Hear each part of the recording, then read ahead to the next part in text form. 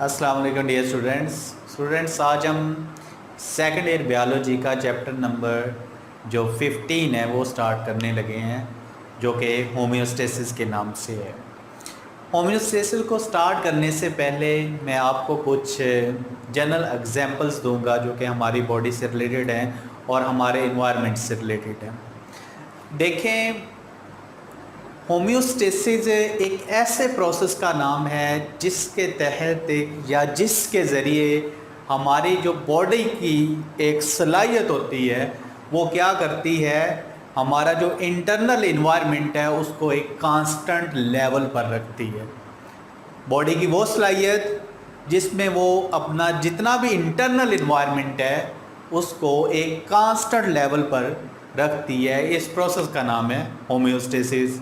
या फिर इसकी दूसरी डेफिनेशन ये है कि the ability of the body to protect the internal environment from the harms of the fluctuation in the external environment, कि जो एक्सटर्नल इन्वायरमेंट में जो तब्दीलियाँ आती हैं इंटरनल इन्वायरमेंट को किस तरह से प्रोटेक्ट रखा जा सकता है, उसका नाम क्या है, हमारे पास होम्योस्टेसिस है। उस प्रोसेस का नाम है होम्योस्टेसिस। कि आपके पास एक एक्सटर्नल इन्वायरमेंट दो तरह का होता है, एक इंटरनल है एक एक्सटर्नल है।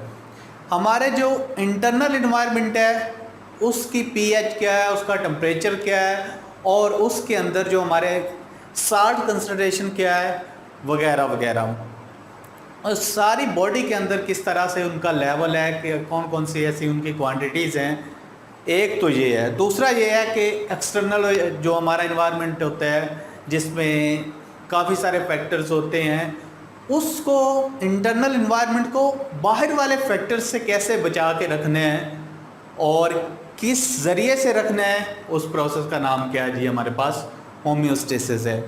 देखें, मैं होम्योस्टेसिस को समझाने से पहले मैं आपको कुछ जनरल एग्जांपल्स दूंगा जो कि हमारे इन्वायरमेंट से रिलेटेड हैं। देखें, इंसान है या जितने भी ऑर्गेनिजम्स हैं एक इन्वायरमेंट के अंदर रहते हैं। एक तो हमारा इन्वायरमेंट ये है कि जिसमें हम रह रहे हैं, ये हमारा एक एक्सटर्नल इन्वायरमेंट होता है, और एक हमारी बॉडी का, हमारे सेल का, हमारे ब्लड का एक अपना इन्वायरमेंट है जो कि हमारे बॉडी का इंटरनल इन्वायरमेंट है। अब देखें, एक जनरल एग्जांपल ये है कि देखें, आप एक कंट्री में रह रहे हैं, पाकिस्तान में रहते हैं, तो हमारा जो एक्सटर्नल इन्वायरमेंट पे है उसमें काफ़ी सारी तब्दीलियां आती हैं। जैसा कि कुछ चीज़ें ऐसी हैं जो कि हमें नुकसान भी पहुंचाती हैं।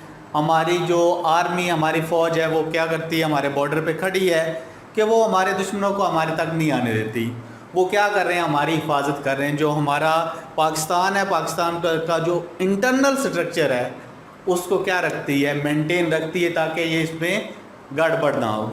अब देखें, अगर वहाँ पे कोई गड़बड़ होती है तो वो पाकिस्तान का जो इंटरनल इन्वायरमेंट है वो एक्सटर्नल जो बाकी कंट्रीज़ के दुश्मन होते हैं वो इसको डिस्टर्ब कर सकते हैं। तो वो क्या, आर्मी क्या करती है, वो एक्चुअली पूरे को पूरे कंट्री की क्या कर रही होती है, डिफेंड कर रही होती है, उसका दिफा कर रही होती है, ताकि जो हमारी पाकिस्तान का इंटरनल इन्वायरमेंट है, जो अंदरूनी मामलात हैं, वो एक ठीक लेवल पर रही। तो ये तो है जी एक जनरल एग्जांपल कि हमारा जो एक इन्वायरमेंट होता है वो दो तरह का होता है। एक तो होता है इंटरनल जो पाकिस्तान के अंदर का है, और एक होता है एक्सटर्नल। अब देखें, एक्सटर्नल में काफ़ी सारी तब्दीलियाँ आ रही होती हैं। वो चाहते हैं कि इनको नुकसान पहुंचाया जाए। आर्मी क्या करती है, वो उन्हें नुकसान नहीं पहुंचाने देती, अपनी पूरी कोशिश करती है। अगर पहुंचाते हैं तो पाकिस्तान का जो इंटरनल इन्वायरमेंट है वो सारा डिस्टर्ब हो जाता है। अब इसी तरह जो इंसानी बॉडी है, अब बिल्कुल इसी तरह जैसे इंसानी बॉडी है, ये इतनी आइडियल नहीं है कि एक एक्सटर्नल इन्वायरमेंट में तब्दीलियाँ हो रही हैं तो इंटरनल इन्वायरमेंट में कोई तब्दीली ना आए, सेल के अंदर कोई तब्दीली ना आए, ऐसा मुमकिन नहीं है। इंसानी बॉडी इतनी आइडियल बॉडी नहीं है। नो डाउट कि इसमें काफ़ी सारे मैकेनिज़म्स हैं जो कि आज हम पढ़ेंगे, लेकिन अगर एक्सटर्नल इन्वायरमेंट चेंज होता है तो हमारा जो इंटरनल इन्वायरमेंट है, हमारे सेल का इन्वायरमेंट है, हमारे ब्लड का इन्वायरमेंट है, और हमारे अंदर और भी काफ़ी सारे सोल्यूट कंसंट्रेशन है, ग्लूकोज लेवल है, वो भी डिस्टर्ब हो जाते हैं। और बॉडी के अंदर काफ़ी सारे ऐसे मैकेनिज़म्स हैं जो कि जैसे बिल्कुल हमारी आर्मी की तरह वो क्या करेंगे, वो उस चेंज को एक दोबारा कांस्टेंट लेवल पर लाने की कोशिश करेंगे। और वो काफ़ी सारे मैकेनिज़म्स होंगे जो कि हम होम्योस्टेसिस में भी पढ़ेंगे, और आने वाले कुछ लेक्चर्स होंगे, हमारे चैप्टर्स होंगे जिसमें सेल साइकिल है, उसमें सेल का एक अपना डिफेंसिव मैकेनिज़्म भी पढ़ेंगे कि किस तरह से सेल अपने आप को दूसरी जो डिजीज़ हैं या स्मॉल म्यूटेशन है किस तरह से बचाता है। तो आइए देखते हैं, हम आगाज़ करते हैं अब होम्योस्टेसिस का। होम्योस्टेसिस मैंने आपको बता दिया है कि एक ऐसा प्रोसेस है जो कि एक ऐसा मैकेनिज़्म है जो कि बॉडी को प्रोटेक्ट करने की कोशिश करता है ताकि सारी चीज़ें एक लेवल के अंदर होती रहें। लेकिन ख़तरा ये है कि हमारा एक्सटर्नल इन्वायरमेंट चेंज होने से इंटरनल इन्वायरमेंट चेंज हो सकता है, और इंटरनल इन्वायरमेंट चेंज होगा तो उसके क्या क्या नुकसान हो सकते हैं, और बाकी हम इसमें पढ़ेंगे कि कौन कौन से ऐसे मैकेनिज़म्स हैं या स्ट्रेटजीज़ हैं अगर जिनके तहत बॉडी क्या करेगी, एक होम्योस्टेसिस के तहत वो दोबारा चीज़ों को एक कांस्टेंट लेवल पर लाएगी। अगर हमारे पास टेम्परेचर चेंज होता है तो एक्सटर्नल टेम्परेचर हमारा कितने हैं, एक्सटर्नल टेम्परेचर जो हमारा इस वक्त चल रहा है वो 40 प्लस भी हो सकता है, लेकिन बॉडी को टेम्परेचर 37 चाहिए, 37 पॉइंट समथिंग। इस पे बॉडी की अपना एक पीक लेवल तक वर्क करेगी, फंक्शन करेगी। अब देखें जैसे एक्सटर्नल इन्वायरमेंट चेंज होता है, हमारा टेम्परेचर चेंज होता है, तो इंटरनल इन्वायरमेंट चेंज होगा।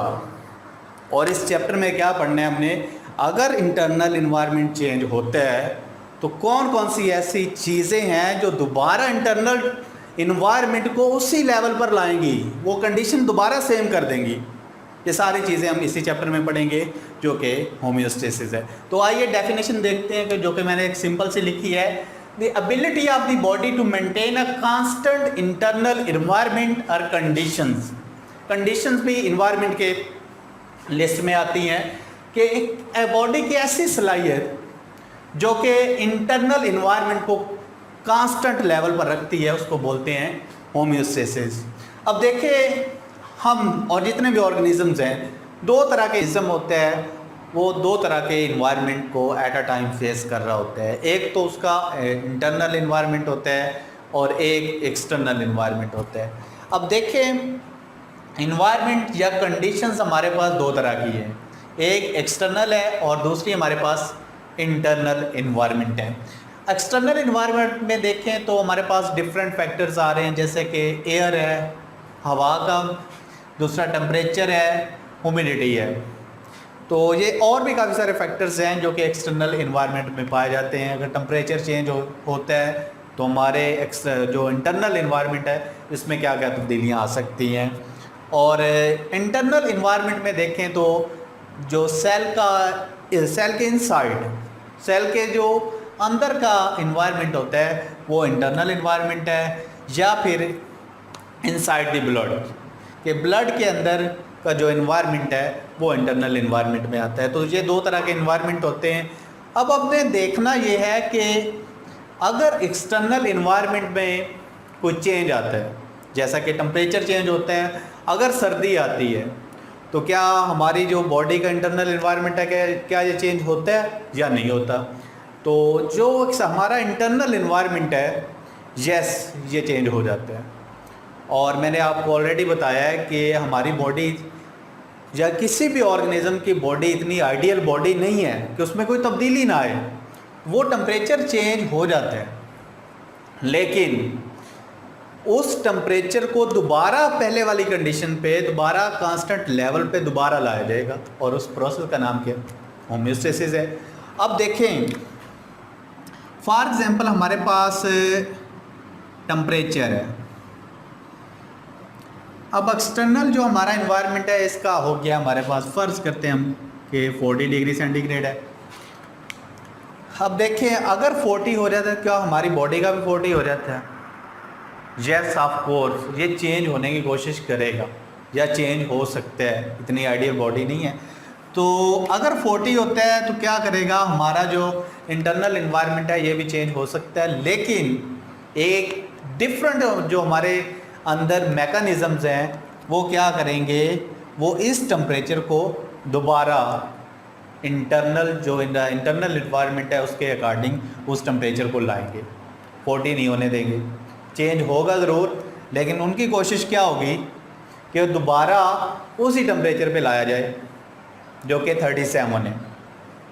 अगर फ़र्ज़ करते हैं हमारे पास जो एक्सटर्नल इन्वायरमेंट है इसका टेम्परेचर हो जाता है 25 डिग्री सेंटीग्रेड, तो अब क्या है, क्या ये टेम्परेचर हमारा जो इंटरनल इन्वायरमेंट है इस पे इफ़ेक्ट करेगा? यस ऑफ कोर्स करेगा, लेकिन हमारी बॉडी के अंदर कुछ ऐसे मैकेनिज़म्स हैं जो कि इस टेम्परेचर को दोबारा रेगुलेट करके उसी टेम्परेचर पे ले आएंगे जो कि बॉडी का इंटरनल इन्वायरमेंट होगा। तो ये तो हमारे पास इन्वायरमेंट या कंडीशंस कितनी टाइप्स की हो सकती हैं, वो हमारे पास दो तरह की है, एक इंटरनल दूसरी एक्सटर्नल। जी, तो अब हमने देखना है कि कौन कौन से ऐसे मैकेनिज़म्स हैं जिनके तहत बॉडी क्या करती है, जो भी एक्सटर्नल इन्वायरमेंट के अंदर चेंज आता है, तब्दीली आती है, तो उनको कैसे टैकल करती है बॉडी, हमने वो देखते हैं। हमारे पास जो फर्स्ट मैकेनिज़्म है वो है ऑस्मो रेगुलेशन। ऑस्मो रेगुलेशन में क्या होता है, the regulation of solutes and water. हमारी बॉडी क्या करती है, वाटर और सॉल्यूट्स, जिसमें सॉल्यूट हमारे पास ग्लूकोज लेवल आ सकता है और साल्ट कंसनट्रेशन आ सकती है, इस चीज़ को जो रेगुलेट करने का प्रोसेस है इसको बोलते हैं ऑस्मो रेगुलेशन। आपने डेफिनेशन तैयार कर दी, the regulation of solute and water. Water और सॉल्यूट की जो रेगुलेशन है जो बॉडी में होती है, उस प्रोसेस का नाम क्या है, उस मैकेनिज्म का नाम क्या है, वो है जी हमारे पास ऑस्मो रेगुलेशन। ऑस्मो रेगुलेशन के तहत अगर सॉल्यूट कंसंट्रेशन ज़्यादा होती है या वाटर कंसंट्रेशन ज़्यादा होती है तो सेल जो बॉडी का अपना प्रोसेस है, मैकेनिज्म है, ऑस्मो रेगुलेशन के तहत एक कांस्टेंट लेवल पर लाएगी और उस प्रोसेस का नाम क्या है, होम्योस्टेसिस, जो कि हम इसी चैप्टर में पढ़ रहे हैं। दूसरा जी हमारे पास जो प्रोसेस है वो है थर्मो रेगुलेशन। अगर हमारे एक्सटर्नल इन्वायरमेंट चेंज होता है तो बॉडी क्या करेगी, दोबारा उसी टेम्परेचर को जो चेंज हुआ है दोबारा एक कांस्टेंट लेवल पर लाएगी, जिस पे उसके एंजाइम दूसरे जितनी भी एक्टिविटीज़ हैं एक कांस्टेंट लेवल पर परफॉर्म होनी है, जो टेम्परेचर रिक्वायर्ड है उसी पे लेके आएंगी, और उस प्रोसेस का नाम क्या है हमारे पास, thermoregulation, the regulation of body temperature. जब इंटरनल इन्वायरमेंट टेम्परेचर किस तरह से रेगुलेट होना है उस प्रोसेस का नाम है हमारे पास थर्मो रेगुलेशन। और जो हमारे पास लास्ट वन प्रोसेस है, अगर हमारे जिस्म में वेस्ट मटेरियल ज़्यादा हो जाते हैं, जैसा कि नाइट्रोजनस वेस्ट है या दूसरा जितना भी कचरा है हमारी बॉडी का अगर ज़्यादा हो जाता है तो फिर क्या करें, वो भी नुकसानदेह है। बॉडी ने किस पे वर्क करना है, एक कांस्टेंट लेवल पर, कांस्टेंट इंटरनल इन्वायरमेंट होगा तो बॉडी वर्क करेगी ना। अगर हमारे पास वेस्ट प्रोडक्ट ज़्यादा हो जाता है बॉडी का तो बॉडी क्या करेगी, उस वेस्ट प्रोडक्ट को एलिमिनेट करेगी, बॉडी से बाहर निकालेगी, और उस प्रोसेस का नाम है हमारे पास excretion, elimination of waste product. तो ये आपने डेफिनेशन, जो तीनों डेफिनेशन है हमारे पास, osmoregulation, osmo thermo regulation और एक्सक्रीशन, ये आपने तैयार करनी है। और दूसरा ये देखना है कि इन्वायरमेंट कितनी टाइप का होता है, वो हमारे पास दो तरह का है, एक्सटर्नल इंटरनल, और होम्योस्टेसिस क्या चीज़ है।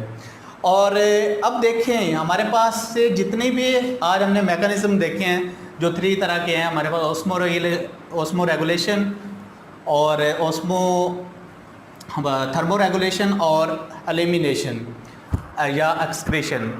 अब देखें इन तीनों मैकेनिज्म पे पूरे चैप्टर्स भी लिखे गए हैं, लेकिन हमारी जो बुक में है सिर्फ एक इंट्रोडक्शन करवाना है कि ये क्या चीज़ें हैं। बाकी जो आने वाले लेक्चर्स हैं उसमें सारा आपको ऑस्मो रेगुलेशन का तरीक़ाकार, स्ट्रेटजीज़ और प्रोसीजर अलग बताया जाएगा। थर्मो रेगुलेशन कैसे होती है, किस तरह से बॉडी, प्लांट्स और दूसरे ऑर्गेनिज्म किस तरह से एक अपना बॉडी का टेम्परेचर है किस तरह से बरकरार रखते हैं, कौन कौन से ऐसे मैकेनिज़म्स होंगे जिनको अपनाकर वो क्या करेंगे, एक बॉडी टेम्परेचर को एक कांस्टेंट लेवल पर रखेंगे। ये हम थर्मोरेगुलेशन वाले जाके अगले टॉपिक में पढ़ेंगे। और एक्सक्रीशन किस तरह से होते हैं, किस तरह से अगर वेस्ट प्रोडक्ट या वेस्ट मटेरियल बॉडी के अंदर या प्लांट्स के अंदर या दूसरे ऑर्गेनिज्म के अंदर ज़्यादा हो जाता है तो बॉडी किस तरह से एक्सक्रीट करती है, ये सारा हम इसी चैप्टर में डिटेल से पढ़ेंगे। तो आज के लेक्चर के लिए में इतना ही था, और जो आने वाले लेक्चर में हम सीखेंगे वो ये सीखेंगे कि वो कौन सा ऐसा मैकेनिज़्म है जिसके तहत ये सारा जो प्रोसेस है ये मेंटेन रहता है, और उस प्रोसेस का नाम है फीडबैक मैकेनिज़्म। बॉडी के अंदर एक निज़ाम है जो कि फीडबैक मैकेनिज़्म के नाम से जाना जाता है। फीडबैक मैकेनिज़्म क्या है ये नेक्स्ट आने वाले लेक्चर में आपको समझाएंगे। तो आज के लिए इतना ही था। अल्लाह हाफिज़।